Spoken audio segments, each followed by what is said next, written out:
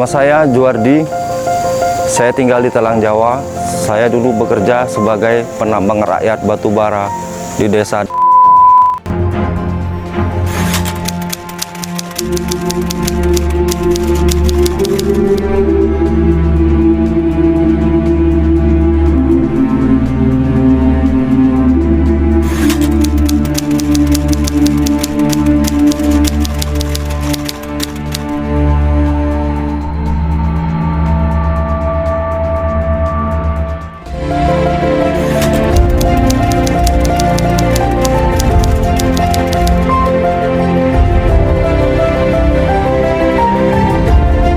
Dan akhirnya saya bertemu dengan seorang PTBA dan mengajak saya untuk bergabung di CSR dalam bentuk pembinaan wirausaha mitra binaan CSR PTBA.